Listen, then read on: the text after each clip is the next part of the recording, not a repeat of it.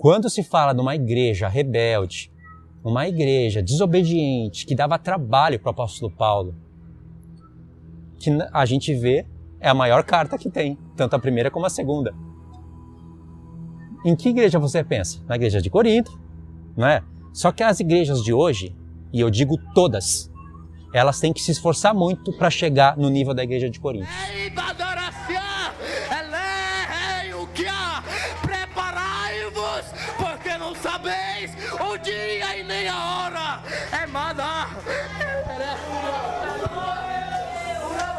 Exceto em alguns pontos, porque tinha pessoas dentro da igreja de Coríntios que não estavam crendo na ressurreição, e isso porque a igreja estava sendo atacada. Mas no começo da carta, o apóstolo Paulo fala, não vos falta nenhum dom.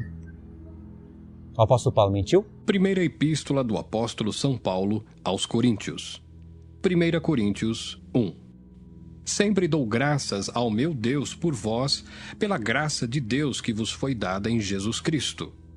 Porque em tudo fostes enriquecidos nele, em toda a palavra e em todo o conhecimento, como foi mesmo o testemunho de Cristo confirmado entre vós, de maneira que nenhum dom vos falta, esperando a manifestação de nosso Senhor Jesus Cristo. Em 1 Coríntios 14, ele confirma.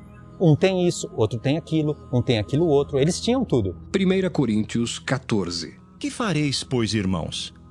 Quando vos ajuntais, cada um de vós tem salmo, tem doutrina, tem revelação, tem língua, tem interpretação. Faça-se tudo para a edificação. 1 Coríntios 12. Ora, há diversidade de dons, mas o Espírito é o mesmo. E há diversidade de ministérios, mas o Senhor é o mesmo. E há diversidade de operações, mas é o mesmo Deus que opera tudo em todos. Mas a manifestação do Espírito é dada a cada um para o que for útil. Porque a um, pelo Espírito, é dada a palavra da sabedoria, e a outro, pelo mesmo Espírito, a palavra da ciência, e a outro, pelo mesmo Espírito, a fé, e a outro, pelo mesmo Espírito, os dons de curar, e a outro, a operação de maravilhas, e a outro, a profecia, e a outro, o dom de discernir os espíritos, e a outro, a variedade de línguas, e a outro, a interpretação das línguas. Mas um só e o mesmo Espírito opera todas essas coisas, repartindo particularmente a cada um como quer. Só que você vê na carta que a igreja estava sendo atacada por Satanás. E o apóstolo Paulo fala isso lá desde do capítulo 3, 4, começa no 3, eu acho, e vai, 4, 5. Estavam tentando pôr um outro fundamento na igreja, que não era Cristo. E ainda que o fundamento estivesse permanente, porque falar que Cristo não ressuscitou é pôr um outro fundamento. E ainda que Cristo estivesse ali na cabeça de pessoas e elas ainda acreditassem na ressurreição, estavam edificando sobre o fundamento fênon, palha e madeira, no lugar de ouro, prata e pedras preciosas. Isso são homens edificados. São homens que recebem doutrinas. Esses materiais falam a respeito não somente de doutrinas, mas também de homens. Porque você é o que você acredita, o que você prega.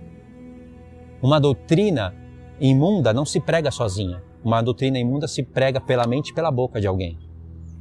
Então, o joio não é só uma doutrina, o joio é também a pessoa. Por isso que essa pessoa pode ser destruída. E o apóstolo Paulo fala, se alguém destruir o santuário de Deus, Deus o destruirá. E é um assunto tremendo, maravilhoso, bem complexo também de entender, mas depois que você entende, você vê a profundidade, como isso é libertador. Aliás, o que eu estou falando aqui é libertador. Porque aí você vai ver motivos de tudo. E aqui nós estamos no ponto 4, certo? Que são os principais pontos. Você vai ver que os outros 3, eu não coloquei só para enfeitar ou florear. São pontos que são profundos também, mas esses são os principais. Não são os mais profundos no sentido de quando você vir acontecer. Não são os mais profundos, mas são os principais para a nossa vida hoje. Você vai entender o porquê. Então, nós temos que pensar, se Deus nos deu o entendimento para entender a profecia e ela já está escrita, para que então falar a mesma profecia na língua de anjos, para ter que ter um intérprete, para chegar... O intérprete vai interpretar da língua de anjos para a nossa língua, para chegar no resultado de que uma pessoa fala direto. Ou seja, eu chego lá e ensino a palavra do Senhor, ensino a profecia, na minha língua, que é a língua da igreja, edifico a todos, mas aí Deus levanta 1 ou 2, quando muito 3, para falar na língua de anjos. Aí tem intérprete, tem. Aí a pessoa interpreta na minha língua para chegar no resultado que eu estava. Para que essa volta toda? E lembra, quando acontece isso, essa pessoa não é superior a mim, que não falei em línguas. Ela apenas se igualou a mim. Não é superior. O apóstolo Paulo fala que aquele que fala em línguas não é superior, a não ser que interprete. Aí ele pode se igualar e pode até ser superior, sim, se tiver mais entendimento. Mas por que acontece isso? Essa é a dúvida principal. Porque pessoas negam o dom por causa dessas coisas. Fala que não tem motivo, que foi só lá para o passado. Existem as pessoas que cessam os dons. E elas cessam não porque elas são perturbadas e porque elas não têm conhecimento nenhum. Tem conhecimento. E elas cessam o dom e em alguns momentos, quando elas vão concluindo o fechamento do assunto, tem coerência. Tem coisas boas ali. Porque eles estão querendo varrer essa bagunça, esse lixo que você vê nas igrejas. E que contamina muitos. E que para prevalecer, a palavra de Deus tem que ficar no chão e pisoteada. Só assim que prevalece. Então, essas pessoas que cessam são acusadas severamente pelos pentecostais. Mas, tudo bem, nenhum e nem outro estão corretos. No meu entender, não. Porque não cessou. Só que hoje a manifestação não é a mesma que a de antes. E um exemplo disso são as curas, os sinais. Não são os mesmos. Tem pessoa que fala que você não vê, você não acredita, você não faz, mas estão curando. Estão curando aonde? Um cara que bota uma câmera, liga os olhos do mundo, os olhos da grande Babilônia, para todo mundo ver e financia com outro uma cura ali? Não, eu quero ver cura de verdade. Cura milagrosa, igual tinha em Atos. Essas coisas não acontecem mais hoje. E não tem nem como acontecer, porque Deus não vai dar esses dons maravilhosos para a igreja caída, para a igreja que está sem azeite, para a igreja que luta para defender a placa da sua igreja e doutrinas de homens. Não tem nem porquê Deus fazer isso. Imagine Deus dando dons para as religiões. Você quer mesmo que Augusto Nicodemos levante um paralítico e abra a vista dos cegos? Que o Hernandes Dias Lopes faça isso? Você quer que um Silas Malafaia faça um milagre? Você quer que um Paulo Júnior da vida faça isso? Você quer que pessoas da Testemunha de Jeová ou os adventistas do sétimo dia façam isso? Aí eles botam cada um os seus deuses no trono. Aí Calvino vai para o trono, Ellen White vai para o trono. Cada um vai para o trono, cada um tem o seu rei. Martinho Lutero vai para o trono. Deus não vai permitir isso. E sem isso acontecer, já colocam esses homens quase que num trono? Pode ver a palavra de Deus e Martinho Lutero, a palavra de Deus e Calvino, a palavra de Deus e Ellen White, a palavra de Deus e esses homens de calibres elevados, aspas, estão igualadas. Eles falam que não, mas na pregação é manifesto isso. Eles preferem obedecer o que esses homens escreveram em livros do que o que o apóstolo Paulo escreveu nas cartas. Entendeu? Então, dei uma volta para explicar uma situação. Agora, voltei no ponto. Por que acontece isso então? Ora, porque Deus ele quer se manifestar de maneira diferente para a igreja. Se de repente eu começo a falar em língua de anjos e eu tenho a interpretação, estou falando em voz alta, então eu tenho interpretação, não é? Porque quem fala em voz alta e não tem a interpretação está desobediente. Quem fala em voz alta na igreja para todo mundo ouvir não tem conhecimento e nem pode ser uma língua de anjo, porque Deus não vai dar essa língua de anjo para virar uma bagunça na igreja. Não vai fazer isso. Aí você pode dizer, mas a igreja de Coríntios fez para ficar de exemplo, irmãos.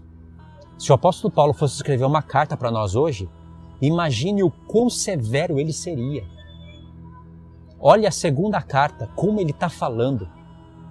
Na primeira carta ele já fala, vocês querem que eu vou ter com vocês com vara ou com espírito de mansidão? Na segunda carta ele fala, provai-vos a vós mesmos, para ver se Cristo está em vós ainda, ou se vocês já não estão reprovados. Eu estou orando para que vocês não façais mal algum. Olha o jeito que acaba a carta.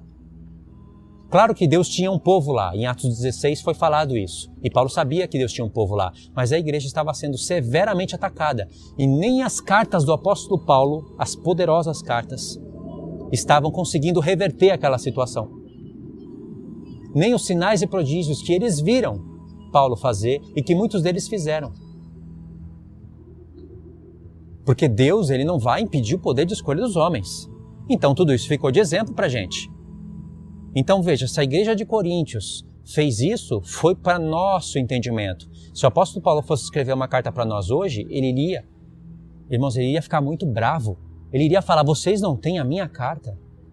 Como que vocês tendo a minha carta e o exemplo de uma igreja rebelde e desobediente, que ainda assim tinha um povo lá do Senhor, como que vocês conseguem desobedecer ainda? E na igreja de Coríntios não faltava dons.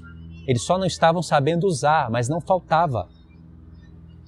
Por isso que o apóstolo Paulo está escrevendo, e uma hora ele fala, isso eu digo não para envergonhar-vos. Aí depois ele fala, isso eu digo para a vergonha vossa.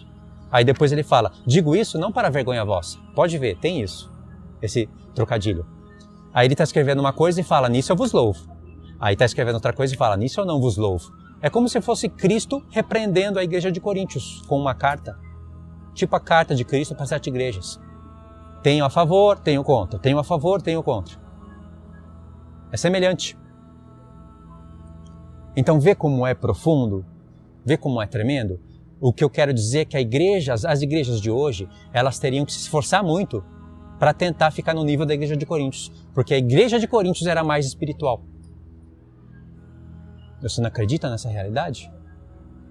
Então, tem dons na sua igreja? Tem?